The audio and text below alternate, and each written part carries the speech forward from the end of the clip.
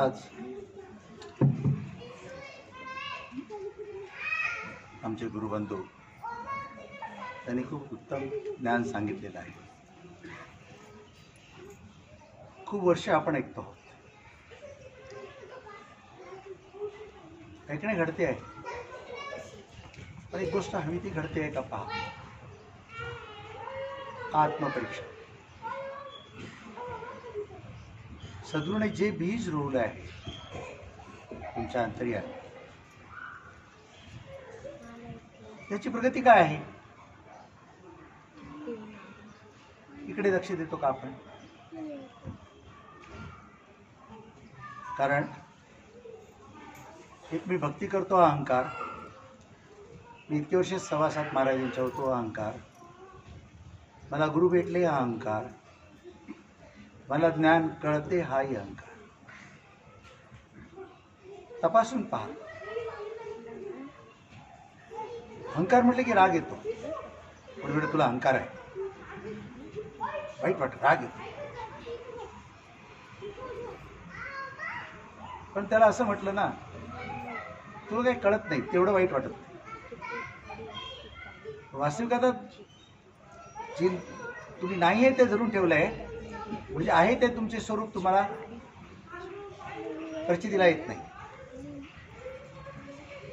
म्हणून सद्गुरू ज्ञान आहे, सद्गुरू उपदेश आहे. सद्गुरूने उपदेश केला, तुम्हाला जो गुरुमंत्र दिला आहे त्याने तुमच्या स्वरूपाची ओळख तुम्हाला दिली. त्या ओळखीची आठवण कशाच्या माध्यमातून करणार आहात? जे आठ बसलेत ना, त्यांचीच मदत घ्यायला लागते. माया मिथ्या म्हटले तरी मायावीने तुझे रूप कळेना असं. तसं 8 कोण आहेत? पंचमहाभूते, 3 गुण, ती काया, आपला देह. पण ह्याचा चालक कोण आहे आणि ह्यामध्ये सत्य कोण आहे, शाश्वत कोण आहे? जे आत्मा म्हणून तुमचे निज स्वरूप. बाकी ते जे 8 आहेत ते शिल्लक राहत नाहीत, येतात जातात. पाहुणे आहेत, त्यांना पाहुणे म्हणून पाहायला सुरुवात केली. तुमच्या देहाच्या गरजेकडे तुम्ही देह जगण्याला किती आवश्यकता आहे एवढंच पाहिलं, ते पाहुणे पण आहे. तर तुमच्या आत्म्याकडे, तुमच्या मूळ स्वरूपाकडे तुमचं लक्ष जाईल. पण लक्षात येत नाही. लक्षात कोण घेतो? अभिमानामध्ये अडकला. 4 भजनं म्हणतो, पण 4 भजनं म्हणत असताना त्या प्रत्येक शब्दाचा अर्थ आहे का? अर्थ कळतोय का आपल्याला? गुरुचरणी ठेविता भाव, आपे आप भेटे देव असं म्हणतात.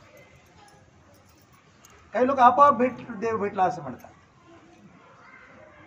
आपोआप कसा भेटेल? तो दुसरा नाहीच आहे, ते देत नाही, तो एकच एक आहे. तो कुठून भेटणार आणि कोणाला भेटणार?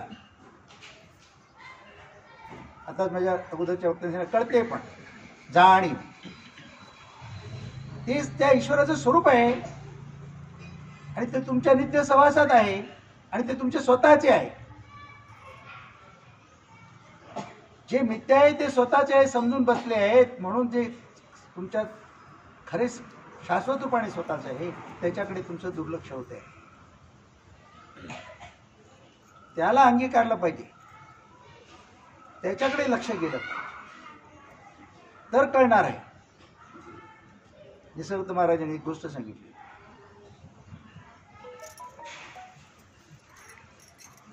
मासे विकणाऱ्या काही बायका होत्या, दुसऱ्या गावात राहायच्या आणि बाजूच्या गावातून मासे विकायचे. एक दिवशी मासे विकायला सगळ्या इकडे आल्या तर 2 गावामध्ये मोठी नदी होती. महापूर आला आणि पाणी काही कमी होत नाही, पलीकडे जायचं काही साधन नाही. अंधार झाला. त्या नदीच्या काठाजवळ तिथे एक घर होतं. आता काय करायचं, तिकडे जाऊन आश्रय घेऊया म्हणा, तिकडे गेले. ते घरातले जे ग्रस्त होते सद्ग्रस्त होते. त्या बायका विचार आल्या आहेत, त्यांना आश्रय दिला. पण जी व्यक्ती होती ती देवाची भक्त होती, साधक होती. देवाच्या पूजेसाठी फुलं लागतात म्हणून त्याने आपल्या घराच्या दारी एक मळाच उभारला आणि रातराणी असे अनेक सुवासिक फुलं चांगली फुलली, त्याचा सुवास सुटला होता. इतका मळा होता की ते काही फुलं काढून तो आपल्या टोपल्यांमध्ये वगैरे भरून ठेवायच्या, दुसऱ्या दिवशी विकायची म्हणून. ती सगळीकडे फुलं आणि वास, सुगंध. त्या मच्छीवाल्या आल्या, त्यांनी त्यांना जेवण दिलं आणि झोपायला चांगली गादी घालून सुद्धा दिली, पांघराला पण दिलं. इतकं चांगला बिछाना असून एकीला पण झोप येईना. त्यांची कुजबूज चालू झाली. मग त्यांची एक उठली, त्या मच्छीच्या टोपलीवर जी कपडा टाकते तो कपडा डोक्यावर घेतला पांघरून, झोपली. मग सगळ्यांनी तसंच केलं. म्हणजे काय, हा इतका सुगंध त्यांना परिचयाचा नाही, आवडीचा नाही, त्यांच्या आवडीचं आहे तेच धरून ठेवलं. आपण पण तेच करतो. सद्गुरूने खूप काही चांगलं दिलं आहे. त्या सहवासापुरते, विचारापुरते जातो, आठवणीपुरते जातो, परत आपल्या मूळ स्वरूपावर येतो, म्हणून आपण इतके दिवस भक्ती करून सुद्धा आपल्याला काय जी प्रचिती यायला पाहिजे ती येत नाही आहे. आता प्रचिती येणं म्हणजे तरी काय? निसर्ग महाराजांना विचारलं, तुम्हाला ज्ञान झालं असं कधी वाटलं? काही नकोसं झालं त्या दिवशी. त्या विश्वातलं काही नको असं वाटलं त्या दिवशी. म्हणजे मन तृप्त झालं, खरे समाधान प्राप्त झालं.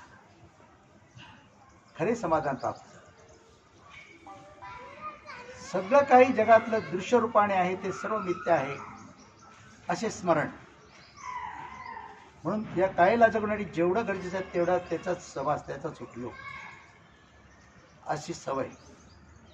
आणि आपले स्वरूप जे सद्गुरूने महावाक्य दिले, त्याच्या ओळखीचे आठवण त्याच्यात राहिले ना तरच खरा आनंद अनुभवता येणार. मोक्ष मुक्ती म्हणून दुसरं काही नाहीये. तुमच्या निजस्वरूपाची प्राप्ती, ते स्वरूपच असं आहे, आनंद स्वरूप, सच्चिदानंद, त्याची प्राप्ती. आपण भक्ती करतो आहोत हा अभिमान बाजूला ठेवून भक्तीतून आपल्याला काय प्राप्त झालं हे थोडं पाहायला शिकलं पाहिजे. सुरुवातीला तो सुद्धा एक अहंकारामध्येच येतं, पण मायेचा काही उपयोग करायला पाहिजे साधन अभ्यास करण्यासाठी, म्हणून ते करायलाच पाहिजे. आणि नंतर आपोआपच सुटणार, ते आपोआपच सुटणार. मुद्दाम टाकायला जायची गरज नाही, सोडायला जायची गरज नाही. सहस्थिती आपोआप येणार. मग मागचं सगळं बाजूला हातून निघून जाणार आणि मग तेव्हा खरा आनंद प्राप्त होणार. भक्तीचा उद्देश हाच आहे. सद्गुरूला भेटलो आपण का, की प्रत्येकाला दुःख होतं आणि सद्गुरूच्या चरणाशी सुख आहे असं ऐकिवात होतं आणि म्हणून प्रत्येक जण आले. पण ते कधी सुख प्राप्त होणार आहे, कधी आनंद प्राप्त होणार आहे, तर सद्गुरूने दिलेल्या वचनाप्रमाणे आपण राहिलो, आचार विचार कसे झाले तर. म्हणून आपलं नित्याचं एक निरीक्षण पाहिजे. नित्याचं निरीक्षण म्हणजे कोणी तुम्हाला एक वाईट शब्द बोलला, एक शिवी दिली, तुम्हाला त्याचा राग आला नाही पाहिजे. ज्याला राग आला ना त्याची भक्ती कच्ची, तो त्याला सद्गुरू वचन कळलेच नाही. बळे तुम्हाला एखादा माणूस 100 रुपयाची नोट देतो आहे आणि ती 100 रुपयाची नोट तुम्ही घेत नाहीये, बळे देतोय, घेत नाही, मग तुम्हाला त्याला परत द्यावी लागते काय? मग एखादा माणूस शिवी देतो तुम्हाला, ती शिवी तुम्ही घेता काय? तुम्हाला शिवी दिली, आईवरची बहिणीवरची काय तरी दिली, ती शिवी तुम्ही घेता काय? तुम्ही परत देता, मात्र ती तुमच्यावर पोचली नाही तर तुम्ही स्वीकारत नाही, तुम्ही देता. का देता? अज्ञान. अज्ञान.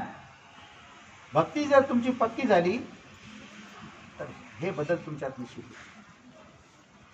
हे बदल निश्चितच तुमच्यात होते.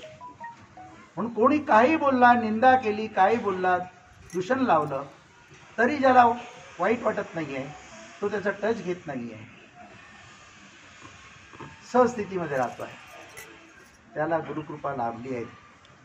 असे आपल्यामध्ये आपलीशी वृत्तीभाव झाला काय तपासा, असं मला म्हणायचं आहे. आपण घरातच भांडत बसतो, बाहेर भांडतोच, घरातच भांडत बसतो. ज्या घरामध्ये ज्या मुखातून सद्गुरूचा जय जयकार होतोय आणि ज्या घरामध्ये सद्गुरूची आरती होते, त्या घरामध्ये आनंद नांदला. कारण सर्व काय आहे? परब्रह्मस्वरूप. सर्व आत्मा आहेत, एकच आत्मा सर्वांमध्ये आहे. देव वापरायला घेतलेले आहेत. देहाचे व्यवहार देहापाशी. मिळालं तरी सुख, नाही मिळालं तरी सुख. कारण का? भोग भोगून कधी तृप्तता लाभत नाही. भोग भोगून कधी मन शांत तृप्त होणार नाही. तर सद्गुरूने सोपं करून दिलं आहे. हे कसं मिथ्या आहे? का मिथ्या आहे? आणि याची संगत कशी जाचक आहे, क्लेशदायक आहे, हे सद्गुरूने वारंवार सांगितलेलं आहे. त्याच्यासाठी आपल्यामध्ये विवेक आणि वैराग्य यायला पाहिजे. काल सांगितलं, ज्याची सद्गुरू भक्ती खरी आहे त्यालाच ते प्राप्त होईल. गुरुकृपेशिवाय होणार नाही. पण भक्तीमध्ये धरसोड असेल तर ते होणार नाही. मी आत्मा आहे, देह धारण केलेला आहे. देह धारण केला म्हणून जी नातीगोती देहाशी संबंधित आहे त्याच्यासाठी काही मला कार्य करावं लागतं, व्यवसाय धंदा करावा लागतो. ही ओळख असली पाहिजे. मला काही नको आहे असं वाटलं पाहिजे. आहे ते सगळं बरोबर आहे असं वाटलं पाहिजे. ज्याचा सद्गुरूवर पूर्ण श्रद्धा विश्वास आहे, जीवनात काही घडत असला तरी तो चिंता त्याला वाटणार नाही, भय पण वाटणार नाही. तर करता करिता तो आहे ना. आणि ह्या जगामध्ये जग सारखं बदलते. आजची परिस्थिती तुमची उद्या राहणार नाही, हे ज्ञान असलं पाहिजे. जग मिथ्या का म्हटलेलं आहे? सारखे बदलते, अंतिम नाश पावते. आज तुमच्या जीवनात काही दुःख असेल ते उद्या तसंच राहणार नाही, कधीच राहत नाही. सुख म्हणून सुद्धा मृगजळासारखं आहे. आणि दुःख म्हटले तर आहे ना, दुःख सुद्धा नाही आहे. म्हटले तर एवढे तुम्ही म्हणता म्हणून आहे असं म्हणा. म्हटले तर काय म्हणायचं मला, तुम्ही ते आहे असं म्हणता म्हणून आहे ना, तर ते पण नाही आहे. तर मी कायच नाही, मी देह नाही, मी आत्मा नाही म्हटलं तर दुःख कोणाला आहे? मग ते आपले म्हणून काय धरून बसायचे? आणि करता करिता तो बसलाय ना माझा मालक, तो अंतर्यामी आहे माझ्या. तो पाहतो आहे. जे तुमच्या देहाला होणारी जाणीव, देहाला होणारं दुःख प्रथम कोणाला कळत असेल? कोणाच्या जाणीवेतून ते असेल? माझा सद्गुरू जाणीवरूप आहे ना, त्या जाणीवेतूनच असेल ना. मग त्याच्यामध्ये बदल आहे. मग चिंताबाई कशाला? निसर्ग तर महाराजांनी सांगितलं, काही काळजी करू नका. प्रसंग आला ना, सद्गुरूची आठवण करा फक्त बस. आणि ती आठवण अजून उजळ प्रकाशित करण्यासाठी आरती करा म्हणून सांगितलं, जय जयकार करा म्हणून सांगितलं. इतकं तुम्ही त्या सद्गुरूच्या वचनमय झाले पाहिजे. कालच उदाहरण दिलं होतं, बाई अनेक नात्याने वागते करते, मग तुम्ही आत्मा आहात, देह आहे ती देहाची नाती आहेत, ती निभावू शकता सहजपणे. हे ज्ञान गाठीशी बांधा, हे शब्द गाठीशी बांधा, तेव्हा तुमच्या जीवनात बदल होईल. तुमच्या विचारात बदल, तुमच्या आचरणात बदल. आचार विचार आणि भावभावना सत्याला जाणून जर असतील सगळ्या, तर विवेकाने बरोबर जे टाकायचंय सोडायचंय ते सोडलं जातं आपोआप. पण आहे ते सहज राहते. इथे काय घेऊन जायचं आहे, काय मिळवायचं आहे? निज स्वरूपाची ओळख, बाकी काही नाही. लोक येतात सद्गुरू, बऱ्याच लोकांचं काय आहे, महाराजांकडे एवढ्याच जातात, माझ्या मुलाचं चांगलं होणार, माझ्या नवऱ्याची तब्येत चांगली राहावी, मला धंदा व्यवसाय चांगला व्हावा, धरी धरी सगळी धनसंपत्ती असावी ह्या अपेक्षेने येतात. ह्या अपेक्षेने जो आला ना त्याला काहीच मिळणार नाही, कारण सद्गुरूला ते आवडणार नाही. अंतर्यामी बसलेला तोच दुःखी आहे. तुम्हाला ते कळत नाही. त्याच्याकडे मागायची गरज नाही. तिने जगाचा मालक आहे तो म्हणजे तुम्हीच. मग मागता कोणाकडे काय? चिंता कसली करता? काय करायची गरजच नाही. परत परत सांगतो, दर निरूपणामध्ये सांगतो भाऊसाहेब महाराजांचं वाक्य, आठवते ब्रह्म ना आठवते भव ब्रह्म. ना आठव म्हणजे विसर पडला, मायासागरामध्ये दुःखामध्ये अडकला. आणि आठव आहे तर ब्रह्मरूप आहे, आनंद स्वरूप आहे. म्हणून ते स्मरण, नित्याचं स्मरण हेच तुम्हाला ते चैतन्य शक्ती आहे. ते चैतन्य शक्तीचं रूप ज्ञान आणि शक्ती असं आहे. तर दोन्हीची प्राप्ती मग सहजपणे जीवन सुखाचा आनंदाचा होता. म्हणून सद्गुरू वचनाचा म्हणजे ती आपली ओळख आणि तोच आपला सद्गुरू आणि तोच परमात्मा ईश्वर हे सतत स्मरण राहिलं पाहिजे. त्या स्मरणाच्या अनुषंगाने भक्ती केली पाहिजे आणि कर्तेपणाचा अभिमान नको आहे. दास्यत्व जेव्हा सद्गुरूच्या चरणाशी कराल ना तेव्हा अहंकार गळून पडेल. कार्यक्रमाला इकडे टायमावर येता, 2 दिवस अगोदर इथे काय चाललंय बघायला पाहिजे ना. कार्यक्रमाची व्यवस्था किती झाली आहे प्रत्येकाची जबाबदारी आहे. प्रत्येकाची जबाबदारी आहे. त्या अनुषंगाने कोण किती काय करतो, काय सद्गुरूची कृपा होईल तुमच्यावर. हा मठ सजला पाहिजे. इथे सगळ्या व्यवस्था, सगळे येणारे जाणारे भक्त त्यांच्या सगळ्या व्यवस्था झाल्या आहेत की नाही. आपली काहीतरी कर्तव्य आहे, आपण त्याच्यात भाग घेतला पाहिजे, सहभाग घेतला पाहिजे. काही लोक पैसे देत असतील, नुसतं पैसे देऊन सुद्धा कामं होत नाहीत ना. तुम्ही तिथे प्रत्यक्ष अजून जे सेवा करताना तेव्हा मनोभावामध्ये बदल होतो आणि हळूहळू तुमच्यातल्या ज्या वाईट गोष्टी आहेत त्या कळून पडतात, कळून पडतात.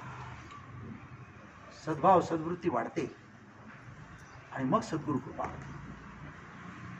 मी कालच सांगितलं, ज्ञान मागून मिळत नाही, ज्ञान वाचून मिळत नाही. ज्ञान मागावं लागत नाही, वाचावं लागत नाही.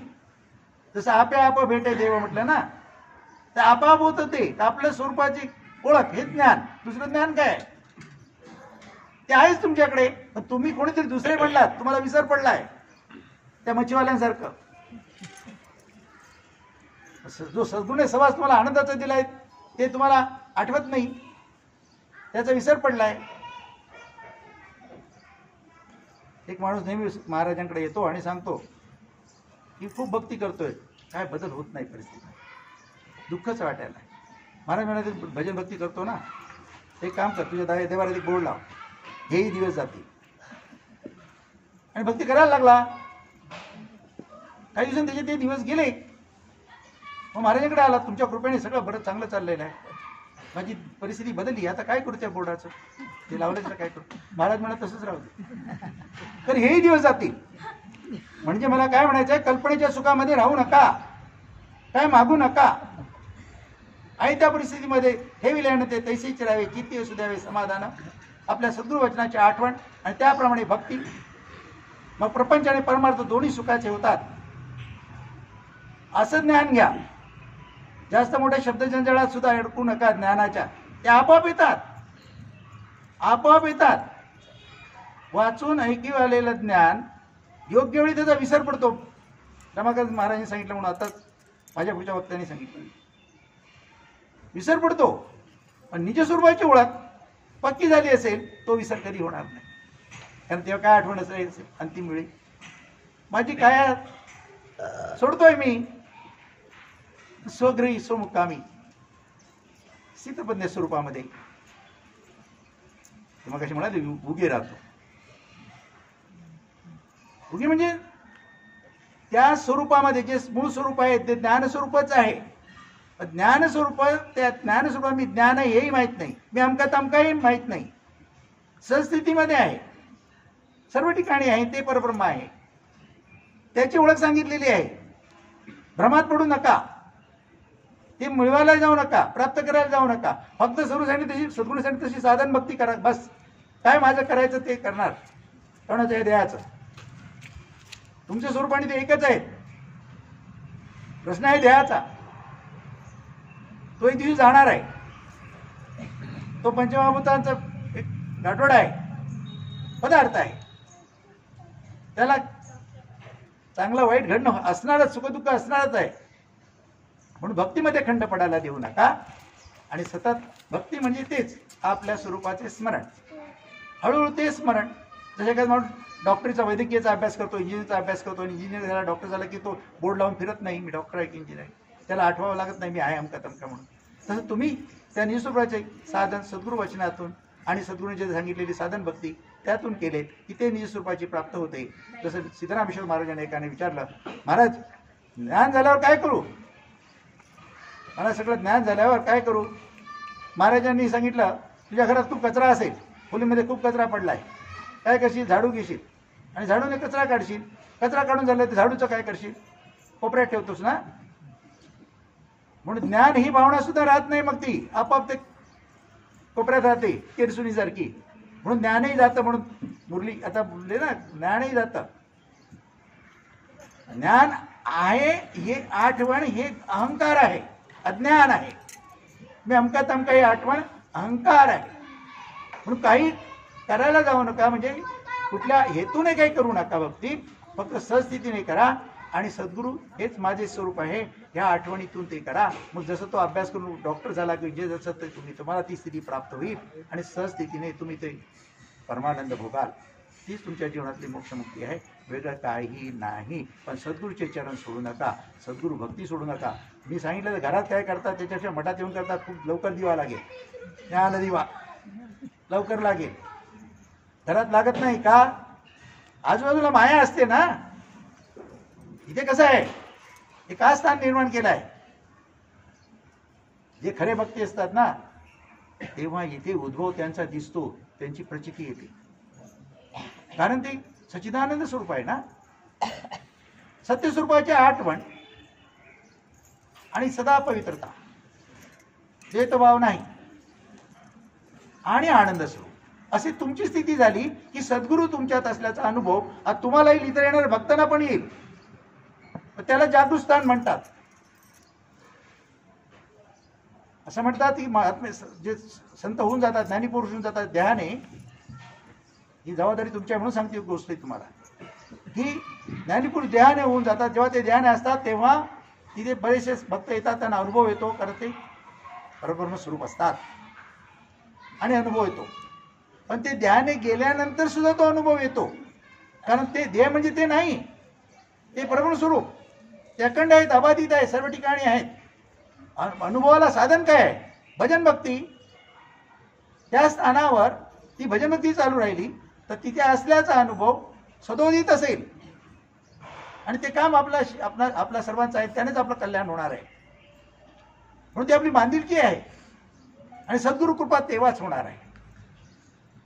म्हणून नित्यनेमाने मठामध्ये या, जेव्हा साप्ताहिक भजन कार्यक्रम असतो त्याच्यावरच अवलंबून राहतात. तुम्हाला वेळ आहे तर रोज सगळा कडतीला या, ज्यांना शक्य आहे त्यांनी अधूनमधून या. आठवड्यातून एकदा यायला पाहिजे असं नाही आहे. जो इथे जास्त वेळ येईल ना त्याने येऊन वर्षभर असं करून बघावं, त्याला काय आनंद मिळेल तो बघा, सद्गुरू कृपा किती होईल बघा. हीच भक्ती आहे. मायाजळातून बाहेर या, तेव्हा निजस्वरूपाची प्राप्ती, त्या स्वरूपाची ती स्थिती अबाधित राहते, अखंड राहते. आणि म्हणून मठ मंदिर आहेत, सप्ताह आहेत, भजनं आहेत. 4 भजन आपले सांगितलेत. लोकांना वाटतं भजन म्हणायचं कोणतरी, मला असं काही लोकांना येतं तुमची भजन 4 उभं राहून करायला लागतात, खूप वेळ उभं राहायला लागतं, आम्हाला ती जमत नाही. अरे का काही सांगितली आहे ती, त्याचा अभ्यास करणं आणि त्या भजनात काय आहे सांगितलं त्याचा अभ्यास करणं. एखाद्याच्या पाय चांगले नसे, शरीर चांगलं नसे, साथ देत नसेल, त्याला महाराजांनी सांगितलं नाही तू उभ्यानेच कर म्हणून. पण त्या भावस्थितीमध्ये होण्यासाठी सद्गुरूने जे सांगितलं आपल्याला शक्य आहे त्याप्रमाणे म्हणावं, नाही तर खुर्चीत बसून म्हणावं हरकत नाही, पण म्हणावं, नित्यने म्हणावं, त्या अर्थातून म्हणावं. मग आपोआपच आपल्याला निश्चित येईल. आणि जे त्या हेतूने तुम्ही सद्गुरूकडे आला होता तो हेतू सगळा मिथ्या आहे तुमचा. काही हेतू नको, निर्हेतुक असला पाहिजे. निर्हेतुक राहून भक्ती केली, निष्काम भक्ती म्हणतात त्याला. आणि काही समय तुम्ही निर्विचार निर्विकार स्थितीमध्ये बसायची सवय केली, ती तुमचेच निजस्वरूप आहे, ते उगे राहणे आहे. ते आपले स्वरूप म्हणून आनंदमय आहे, आनंदमय त्याचा अनुभव घ्या. तेव्हा सद्गुरू माझ्यात असल्याचा अनुभव येईल. राजा अधिराज सद्गुणास रामेश्वर महाराज.